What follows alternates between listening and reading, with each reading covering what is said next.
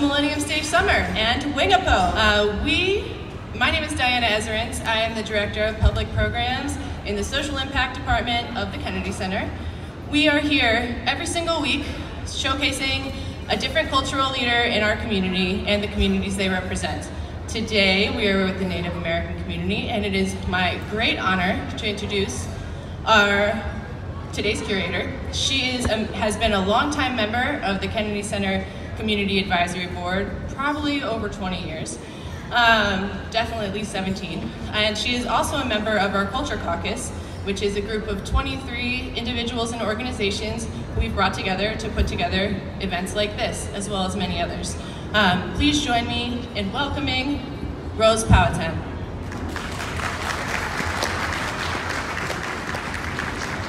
Wingapo, which means welcome, cherished friends in the Algonquian language.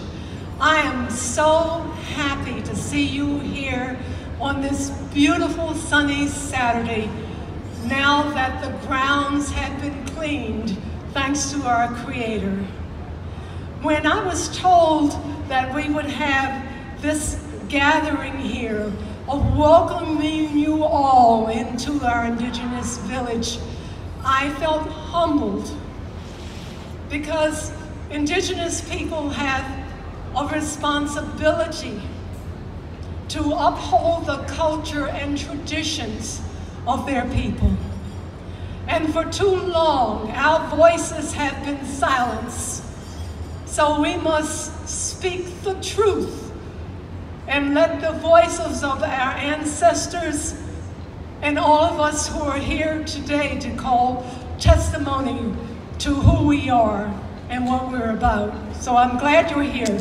And whenever you go to an Indigenous village in the southeastern area, northeastern area of this land you call the United States, but we called Atan Akamik, our fertile nation, giving thanks to the Creator of making everything in nature to support life for us. The heart of that village is the dance circle. That is where you come together for ceremony and celebration. And we welcome you here today. The Kennedy Center is making the Indigenous dance circle live again. And I'm so proud that you will be able to see some of our finest. Red Crook-Ed Sky, American Indian Dance Troupe, and Stony Creek Singers.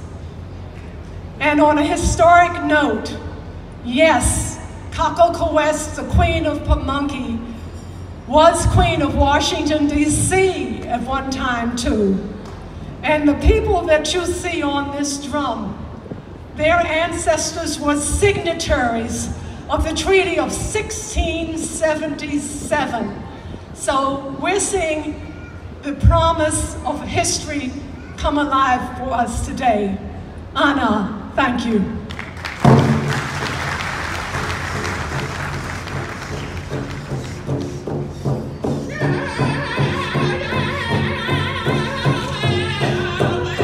Hey!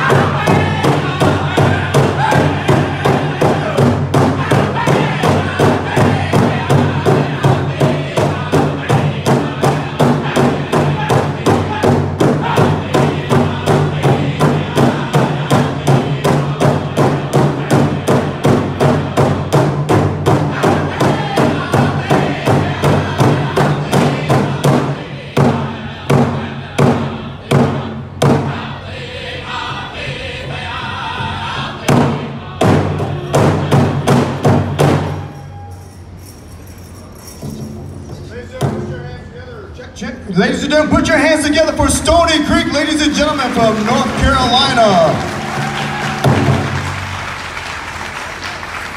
Washington, D.C., and those of you coming from a variety of areas, welcome. Wingapoge, making this celebration of Native culture. And here today, we represent the balance of our people by not only providing you with the words, but providing you with the action, the movements, the styles of dancing that represent Native America, all four directions. The dancers that are here today, ladies and gentlemen, are those who represent our Eastern Woodland people. And they participate in dances that have been shared by other tribes throughout the United States and Canada. We are indeed honored. We are indeed have a great respect to have the opportunity to do all the things that are being done here today. What we do here is not just one aspect, but many aspects that make us who we are. The indigenous people, the people of Turtle Island, and those again who have a great respect for all that is being done here today. We share this with you here, and we want you to feel a part of what is taking place. Not only to hear what is being sung, not only to see what is being done on the stage, but to feel what is taking place. And this is what we're doing as well. We have, of course, Red Crook-Ed Sky, world-renowned, who have traveled throughout the United States, internationally, who have traveled, performing, teaching, sharing, doing what they are doing here today, ladies and gentlemen. This opportunity, of course, made possible by Mr. Keith Anderson, the director and founder of Red Crook-Ed Sky. We think about the many times that he has taken the opportunity to showcase the culture of our people to individuals who have never seen our dancers, experienced our songs, again, witnessing the movements of those tribes that are represented here today. So again, we are very, very thankful to the organizers, to the Kennedy Center for making all of this possible today. We now, at this time, will call upon our singers, if they would, to provide us what we call a grand entry, ladies and gentlemen, an opportunity for our dancers to parade themselves onto the stage. Give it up, ladies and gentlemen.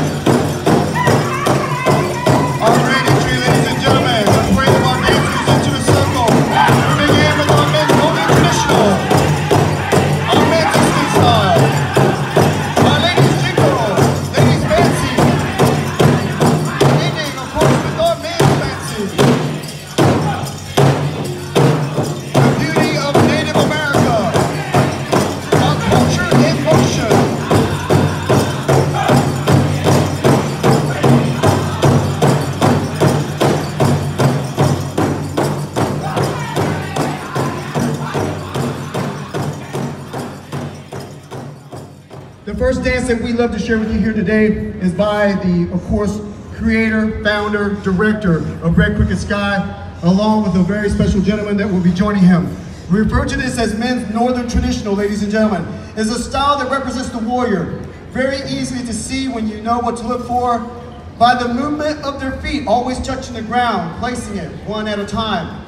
That to never dance backwards, never show retreat or to show cowardness, but to always move forward or side to side as if they are evading their enemy or projectiles coming at them. As they move, always keeping their head in motion, mindful of what is all around them. And so once again, the movement of a warrior. They are decorated with a variety of items that have been given to them or that they create or that they have been honored with in the past.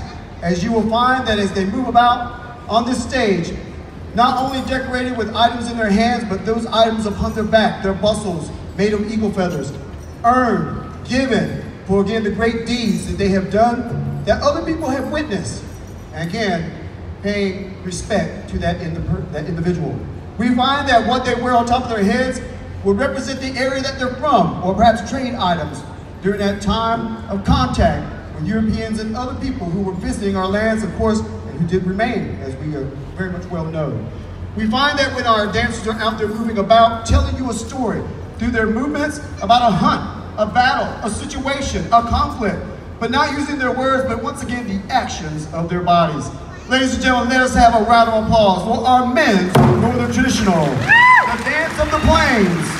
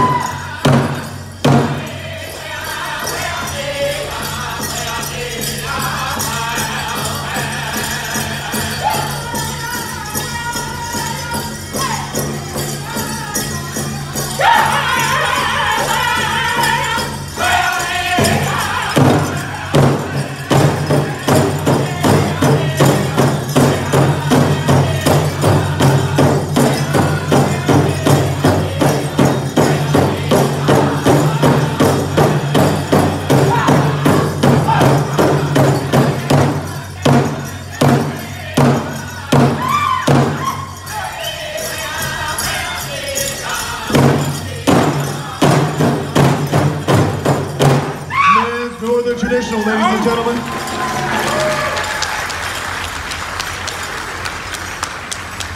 We say that there's a balance to all things. We see it in nature. We see it, of course, amongst the animals. We see it amongst our people, our men and our women who travel the powwow trails all along North America, Turtle Island. And we find that that balance that is created in the arena, in that circle, that place of respect, a place where all people are respected, no matter your traditions or your teachings, as long as we follow, again, an etiquette that shows respect to all. And so with that, our next style of dance, representing our women, our women's jingle. We know that when you hear the sounds of these jingles, you may think about the bells that are worn by our northern traditional, but that is not the case, folks. Those are snuff can lids that are rolled, placed upon a dress, many times maybe 365, very significant number for each day of the year. A day of healing, a day that again may call, or one of those particular days, that calls upon these ladies to dance and to bring about a better feeling amongst the people, amongst an individual. Where we know that there is sickness, whether it is mentally, physically, spiritually, or emotionally, that we call upon these individuals to come, share their dance, move in such a way that again, ask the Creator to bless an individual, the people, the community, perhaps even at large. We know that through this dance and the way that she will move, strength is shown with each and every step, and yet complete and utter control with every time her feet touches the ground. Dancing to the beat of the drum, honoring those honor beats, those very hard strikes that you hear by the raising of her fan. And we find that with our ladies who come out here, two of them, again, creating a balance here upon the stage. It is a dance that originated out of the Canadian territories, and again, we are very thankful and happy that they share this dance for many individuals to again bring blessings and healing to their community, their people, against those in need. Ladies and gentlemen, a round of applause for our ladies jingle at this time. Oh.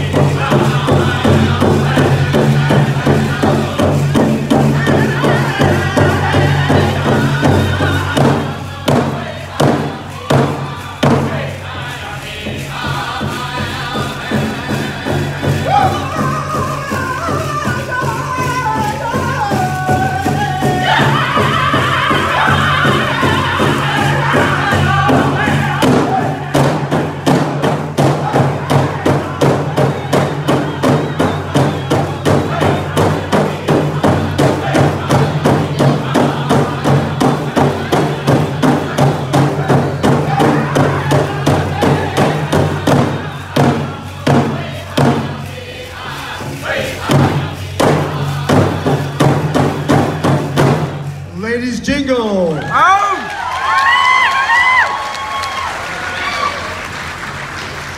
You know, folks, we all have our favorites. That happens to be mine. And as you travel the powwow circuits, that we hope that you will visit and come and see us, that you start to follow your champion, no matter the age, no matter the style of dancing, but again, that you enjoy your individual and where they may go, where they may place. Because yes, we do compete in our categories of dance and the various powwows up and down the East Coast, all over, again, Turtle Island. We're talking about the United States, we're talking about Canada, and so once again, powwows all over. All you gotta do is look for them. But yet this is why we're here, to entice you, to want to know more. The teachings of the arena from old days past, but allowing our women to show their strength, their speed, their endurance, their gracefulness with each and every step that is taken. We can, of course, compare each and every style of dancing up here to something that is in nature, those things that are around us, those gifts from the Creator, the one that we believe who has given us all that we have. And so when we look at our ladies, we can compare them to the butterfly that floats through the air during the spring and summertime. Beautiful colors marking their wings, opening and closing them as they fly through the air. And just the same as our women on the stage here today, that they, of course, utilizing their shawl, coordinating it with their footwork, marked with beautiful colors and designs, catching your eye and keeping it, not through the sounds of bells or cones, but again, through their strength, their beauty, their emotion, as they keep in time with the beat of the drum. Of course, you'll find that with each and every part that we wear up here today, matching from the moccasins, the leggings, the breechcloths, the side tabs. Of course, also those yokes that are being worn by our ladies, all the way up to the beautiful beadwork that is worn in their hair, matching in color and design, and again, attracting your eyes to what they are doing. Ladies and gentlemen, the contemporary side of Native America, specific to our women, let's have a round of applause for our ladies' fancy shawls.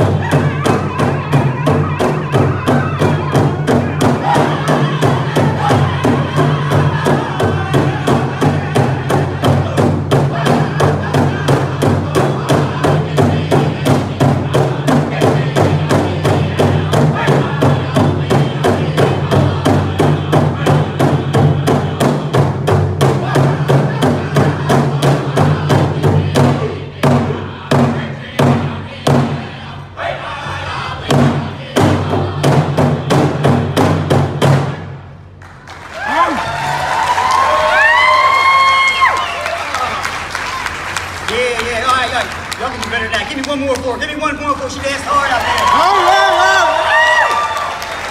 All right, y'all having a good time? Enjoying yourselves? Yeah, we're going to continue on with our contemporary style of dancing. We have a way of being humble about ourselves, a way of not talking about ourselves. So our MC who is doing the narrations now, he's going to come out and dance. He's going to dance his style, what we call men's fancy. Yeah, give him a round of applause out here.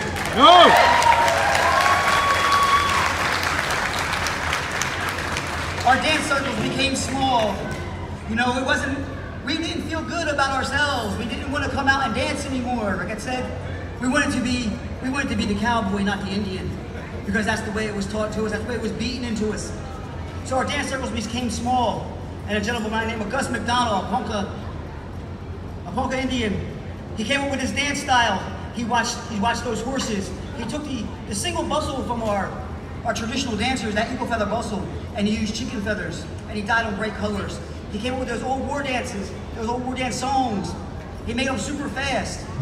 He created a dance style that showed off the athleticism, the endurance, the strength of our Indian men. And he introduced that dance to our circles, those circles that had become small.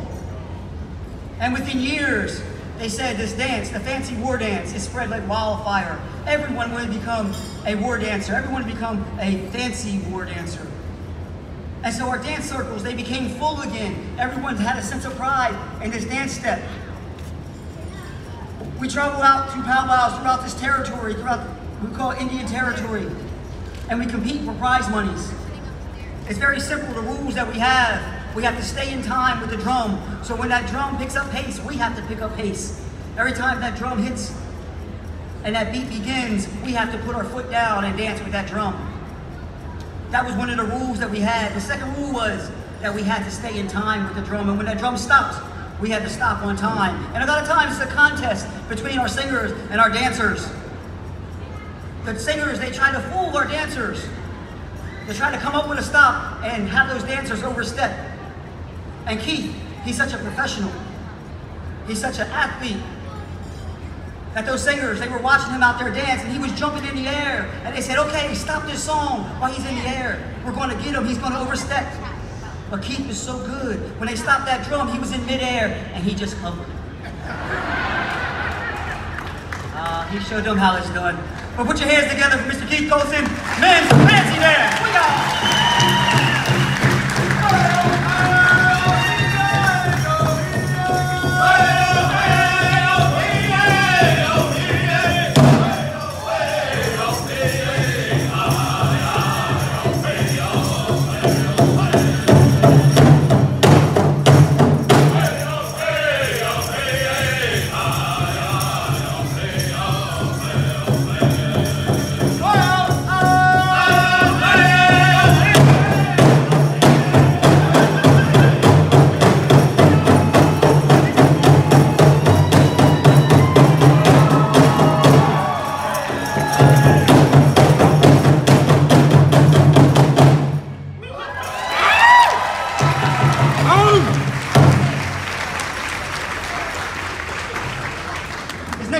we're going to bring out to you also comes from the Plains people.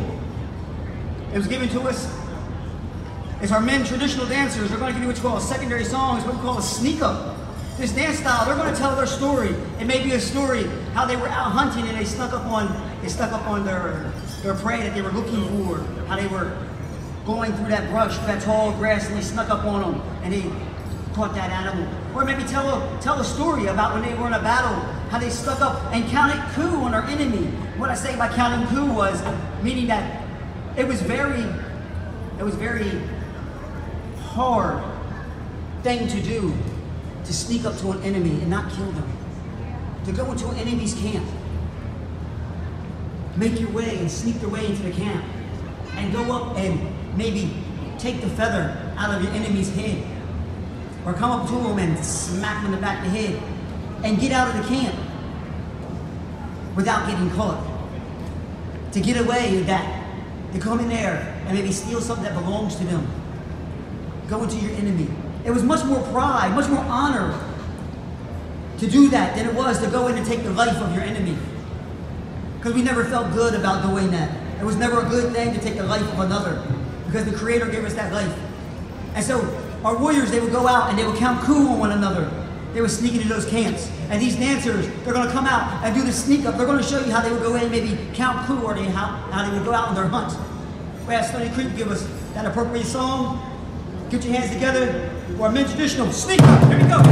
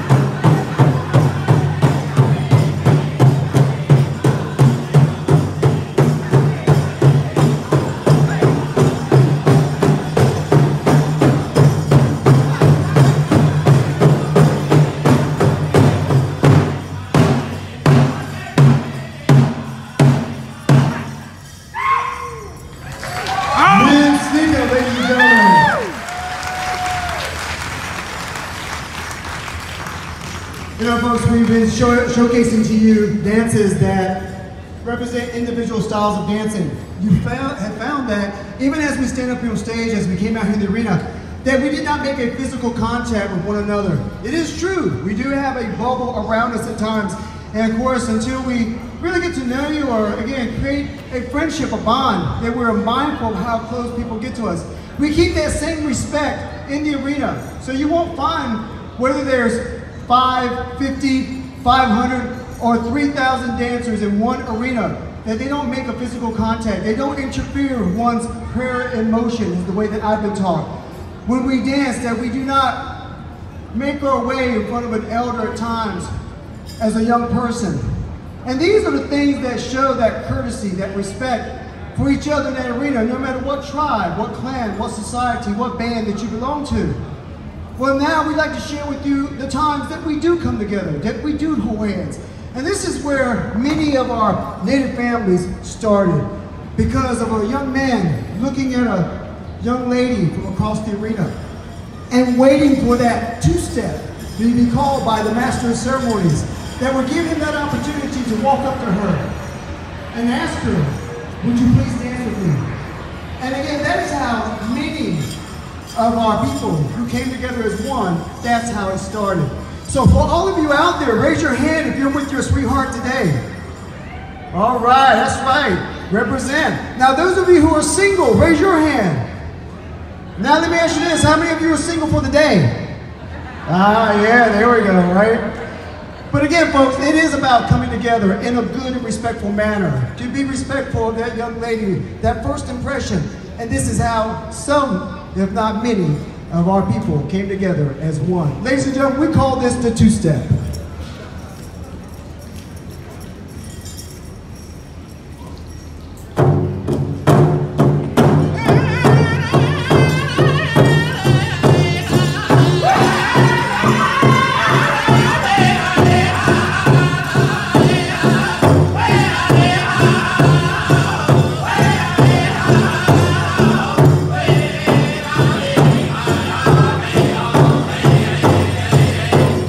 Yeah.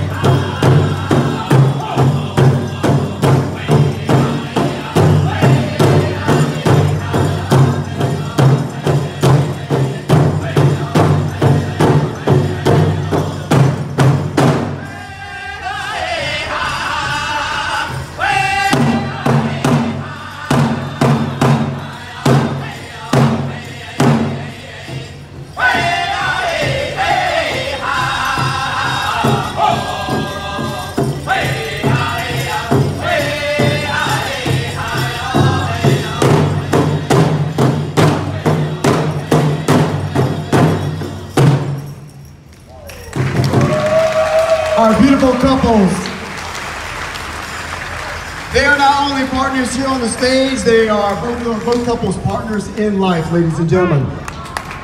That's right, let me know. Yeah, folks, when we think about our champion dancers, each and every one of them are champions. They have placed all over the United States and into Canada. They travel a variety of powwow circuits. What do I mean by that? We follow a circuit all the way down to Florida, up into, again, Maine of the East Coast. We travel all across to areas like Arizona, to some of the largest powwows in the Southern Plains area, to, again, the furthest of California, and all the way up into, again, the Canadian areas, and they're long, good powwows. We listen again, as our singers were saying, not only to Northern and Southern, but that's what makes a champion, is knowing how to dance to any song that is sung. When we think about champions amongst our ladies and our ladies' fancy, Corey, of course, fits into that category.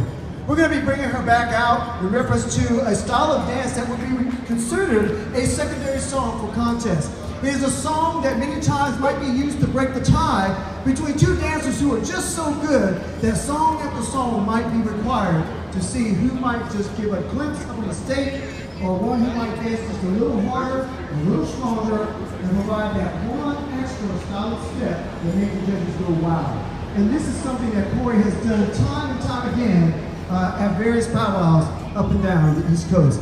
Ladies and gentlemen, would you please put your hands together for Corey, our Women's Fancy Exhibition.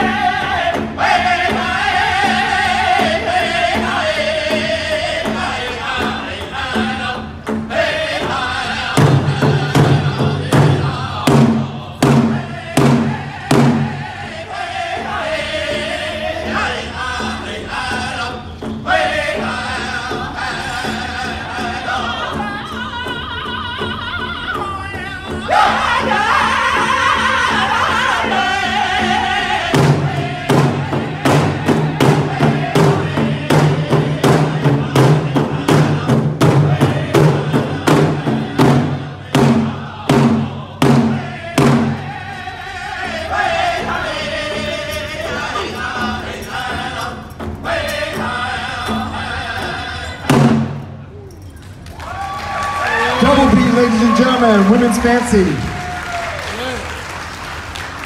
Ladies and gentlemen, we have a very special treat for all of you here today. Some of you were not able to be with us earlier. Perhaps an alligator, a butterfly, perhaps a tool that is used like a basket. Even the great skawia. We know, of course, the great eagle that flies highest and closest to the Creator. So it's with each and every design that you see, you use your imagination, what you see that she's creating as she steps to the beat of the drum, constantly in motion with the beat, but of course, creating a variety of designs of those things that are around each and every one of us. Every time you see a different design, ladies and gentlemen, applaud her. Let her know that you see this and that you enjoy the good energy, the good feeling that she is putting out for all of you here today. Ladies and gentlemen, again, Miss Angela Ledoux, hoop dance.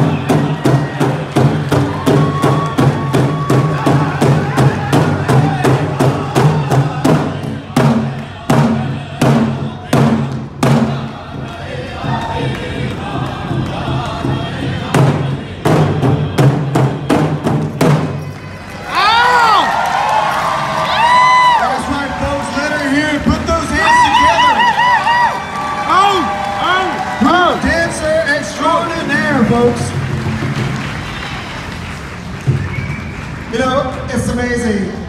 Each and every time that we come out here, we present and share our dances the way that we do. It is such a, again, that uplifting feeling as if it is the first time. Because many of you out there, it is your first time seeing our culture in action, our culture in movement. It is your first time hearing the sounds of a championship singing group that, again, has traveled all over doing what they have done here today to, again, enlighten you, but hopefully to make you feel what it is that they're doing. You know, for us as Native people, it is such a joy. But yet also, ladies and gentlemen, it's a responsibility. Each and every dancer that is up here realizes the weight that they carry on their shoulders to not only come out here and do what they're doing, but to do it appropriately, to do it the way it's supposed to be done. Not the way that we feel only, but again, the way we have been taught. Keeping those traditions and customs alive with each and every opportunity.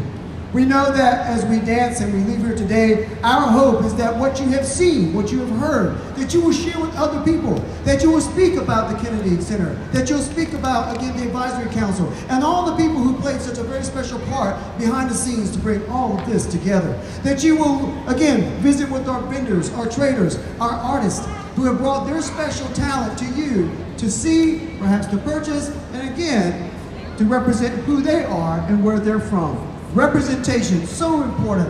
And again, we hope that we have represented ourselves in a way here today that will last in your memories for many, many years to come. Ladies and gentlemen, we will bring out our dancers for one final dance, and as they come out, we will announce who they are as they will take their leave from the stage. So as we get started, let's give a huge round of applause to our incredible singers, Stony Creek. North Carolina being represented here today, East Coast flavor. Take it away, Stony Creek.